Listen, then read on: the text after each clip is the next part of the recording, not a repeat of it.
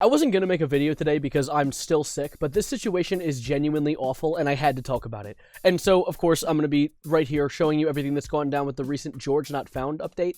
And I will put out here right now, it hasn't been confirmed by anyone who's actually a part of the situation that GeorgeNotFound is the one who committed all the acts that I'm about to talk about, but I will do a little bit of investigating myself during this video, and I'll show you some of the reasons people have come to that conclusion, as well as GeorgeNotFound's response and his supposed upcoming response that he has for everything. I will also put a disclaimer in the beginning of this video. This topic contains sexual assault, so if you are someone who is relatively easily affected by a topic like that, maybe not watch this one. This one's a bit heavy. And also, I know that there's a lot of people who have said that Caitibugzz, the girl who was affected by this situation, has outwardly said she doesn't want people just monetizing the situation and making videos on it for the sake of just getting clout from it.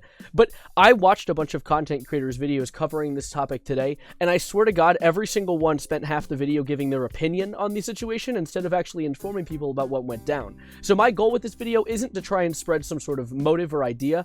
It's to tell you everything that happened and let you guys form your own thoughts on all of it. It's a really terrible situation, and I want to open it up with the stream that Caitibugzz had actually had recently on her Twitch channel, where she essentially just sits down live and explains everything that happened the night of that VidCon of 2023. Last year, at the beginning of summer, I was assaulted by a significantly older and popular content creator. I was freshly 18 and had just graduated high school a few weeks prior. I was drunk in a hotel room with other people around me when it happened. He was someone I had once watched, and he was 8 years older than me, and far more powerful. Now, this opening bit of evidence is one of the big reasons people have pointed to GeorgeNotFound being the person who's behind everything that happened, and I wanted to look into it myself because I don't want to just listen to what Twitter says and take it as the word of law, and so I looked into the VidCon she's referring to, which is the Anaheim Convention Center VidCon that happened in 2023. I looked into different people from the Dream SMP who had been there and got a rough list of who could have been there, and then started doing the math for their ages for who could possibly be the person behind everything. Starting this list off, we have people like Dream, who is 24, so of course that math immediately does not check out, as well as him having to deal with allegations of his own. This would have been awful if he was making his hole even deeper. We have Tommy Innit, who wasn't even there, I believe, but I wanted to be thorough, but of course he's only 19, so that also doesn't equate. Then we have like Sapnap, who's 23, we have Bad Boy Halo, who's 28, so while that is close, that's still relatively too old. And then we have GeorgeNotFound, who is 27, but was 26 at the time. Now, there are other content creators who also fit into the age bracket. There's someone like Wilbur Soot, who actually had allegations of his own come out only days ago, but she actually came out with a statement on her Twitter saying that she was inspired by Shelby, who was the victim of Wilbur, but their abusers are not the same people. So that immediately takes Wilbur Soot off the list. But of course, this is me only getting into like the first 15 seconds of her stream. So let me play more of this because there are more details that come that help make the story a little clearer. The full story is quite short. It was at a convention in a hotel room. It was my first convention I was invited to, so I stuck by one of my best friends the entire time. I was nervous but excited about it all and felt really grown up. One night, we were at a house party when we decided to leave. It was me, my best friend, and her other friend. This other friend was romantically talking to a really big creator at the time. He was also the best friend of my soon-to-be assaulter. Now, this part connects a few puzzle pieces for me, and I find it genuinely interesting that no one's pointed this out yet as well, because they mentioned that there was Katie, her best friend, and then a third girl that they're both affiliated with. And this third girl was also romantically involved, or at least a good friend of, another content creator who's the best friend of the assaulter. So that's 5 people we have in this situation, but I want to figure out who this third girl is. I did a little bit of digging online, and I figured out that there was a girl who was with Katie at the time named Kate, or Puppy, who has shown signs of being around Dream in similar apartments, as well as interacting online in the past, pointing at the fact that they could have been romantically involved, or at least close friends. And of course, with Dream's best friend being GeorgeNotFound, I can see where people would see that as damning evidence. But of course, there's still more to look at here, so let's let it play out farther. She wanted to go back to his hotel room, but didn't want to go alone, so we went with her. I didn't really mind, as I was up for anything. When we got to the hotel room, it was the creator, the girl was talking to, and his best friend. The 2 of them and the 3 of us. Not much happened that first night, just some drinking and talking at a table. The guy's friend had been passing flirts at me the entire night, but because he was the oldest in the room, we assumed he didn't know my age. Later that night, when I left, I received Instagram DMs from him, and in my Instagram bio, in bold, was my age, 18, confirming he knew how old I was. At the time, all of us girls were already really drunk from the party we were coming from, stumbling and everything. There was more alcohol in the room, and we were encouraged to drink some more as they offered the bottles to us. They said they would join us in drinking, and insisted on drinking games, and, already drunk, I obviously complied. I remember getting drunker and drunker and really tired around this time. It was about 3 a.m. Right before the incident, I had answered a question about my age. We were playing a drinking game and talking about sex, and I admitted to everyone in the room that I was 18 and that I was a virgin at the time. It was a little after that, when I resorted to playing games on my phone when it happened. Out of nowhere, I felt him slip his hand under my clothes, sitting next to me on the couch in front of everyone. He disguised it with a simple, "Are you ticklish?"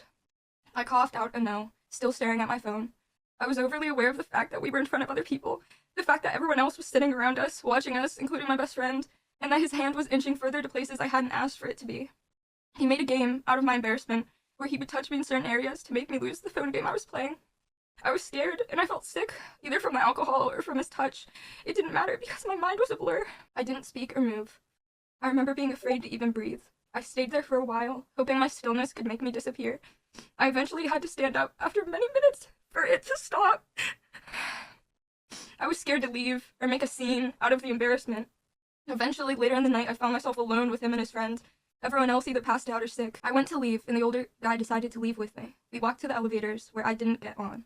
He then pretended that the elevator was broken, and that he couldn't leave, telling me to get in the elevator to prove it was broken. And then after a few minutes, he ended the night with a, "Guess I'm going now," leaving with a wounded puppy look. Now, she never confirms who actually did any of those actions that she explains in the stream, but I will say, with the details she's provided, oh my god, whoever did needs to be blown up with 1,000 missiles. Like, just incinerated off of the face of the earth, because that sounds awful. Extremely uncomfortable, and taking advantage of someone that much younger than you while they're intoxicated, it's just disgusting. There's no way of beating around the bush there. Now, after all of this had released, George actually tweeted out saying, "I will be doing a very serious stream later today. This post is just to make that clear. I'm gathering all the information and evidence to share. I would have never and would never break someone's sexual boundaries or assault anyone." With Lil Tay saying, "You're disgusting," and that being the top comment, which is an odd collaboration, but still, he actually hasn't gone live yet. That went out just yesterday, I think around 20 hours ago now, and if you go to his actual Twitch account, it is still offline, with his offline chat being just people screaming in every which way, every single direction, angry at him, angry at Katie, taking sides on this situation as if it's some sort of war, which in my opinion is kind of disgusting, you know, because, I mean, this isn't your situation to take a side in. This is, someone had been assaulted. Regardless of the fact that it could have been George, could have been some random ass person. It doesn't matter, because there's really two different ways this situation can go. One, it isn't George and George is innocent, and then everyone who's doxing him and overreacting on Twitter look like assholes, which of course isn't the right thing to do. You shouldn't just go around doxing people because of, like, theoretical ideas. But then the other reality is that it was George, and that did happen. And then all the people who didn't believe Katie and are just attacking her for wanting clout are disgusting. Like, they're genuinely some of the worst people I've ever seen. Why do you need to come out with your take, your personal opinion on this situation, when it isn't your place to give it? Also, touching back on that whole "she's doing it for clout" thing, I find that kind of interesting, considering she doesn't even really mention the name of whoever did it to her. Like, she could have easily come out and just thrown out the name of that person, considering she adds the detail that they're a very large and popular content creator. So that would have been easy clicks, easy clout, but she didn't. So that kind of invalidates the whole idea that she's doing this purely for attention, but I don't know. I mean, people are still going to react weirdly. It's Twitter. But of course, there are more details here that I have to add to the situation because I wanted to be extremely thorough here. And the next thing is actually something that released from Dream's private Twitter account, where he posts a screenshot conversation of him and Katie's best friend months after the event went down. And the text conversations themselves don't really give us too much information. In fact, actually reading through it with Dream saying, "Yeah, that's insane," so disrespectful, is like he's texting on the toilet right now, half asleep, not really paying attention to what's being said. But something that I did find interesting is in the second screenshot, where he talks about how he didn't invite her and didn't even know she was 18 either. It was just people who had come to the house, which checks out with Katie's story that she talks about on the stream, where she talks about how she only came because of their third friend who was romantically involved with this other content creator, supposedly Dream in the situation. People have also pointed towards clips like this clip from the Nicholas Cantu video, where he calls Dream a bunch of slurs that sparked the Gumball versus Dream drama a few months back, where he says this. Your sexual assault cover up. What did I cover up? What? Who was it? What are you talking about? Was it sex? Now, that's damning. That's very strange. What sexual assault are you covering up, Dream? Because, like, I understand people were immediately saying this is GeorgeNotFound situation, but I don't know how Nicholas would have known about that, considering Nick only had met Dream at that party, and they weren't really close ever beforehand. So I don't know if necessarily that is referring to the situation we're talking about, but if not, then what sexual assault was being covered up that we have yet to know about if it isn't this one? And adding on to that clip, there's another clip that resurfaced from the Fear and podcast, which is a podcast hosted by Hassan Abi, QT Cinderella, Will Neff, and Austin Show, where they had GeorgeNotFound on that day, and they had a conversation about how you act when you're drunk, and he makes a really weird comment. So I'm just going to play the clip real quick. It was very painful last night watching my girlfriends dance and watch them see guys trying to like tap them on the shoulder while they're dancing, and then them act like they don't see him, and him continue to try to like awkwardly shimmy. That brother's starving. Around. He's already and he's like cooked. What if they're just drunk and they don't know what they're doing? Are you? Look, I just think I'm going to side with Will here and say just treat men or women just like normal human beings. That's a really weird take. Even Austin Show was notably kind of taken off guard when he made that comment. Like, are you trying to say that being drunk is a get out of jail free card? This ain't Monopoly. Get your ass out of here. And as it was implied in the story about the entire night, they were all drinking. So George must have been a little drunk himself. So maybe when he heard that on the podcast, he immediately started projecting. Like, wait, but wait, no. I mean, what if he was just drunk and didn't know better? I don't know. To be honest, we don't know who did it. People are all immediately assuming it's George, but all the evidence does kind of point in that direction. But I'm not going to sit here and say go and dox George online, because honestly, we don't know. We need to wait for George to come forward with the stream to come out with a genuinely solid opinion on all of it. But regardless of that, it isn't even the job of people who aren't directly involved in it or law enforcement to actually do anything, regardless. Like going out and doxing George or attacking him online or going out and attacking Katie is immensely brain-rotting to me. Are you kidding me? She came forward with a story of how she was assaulted.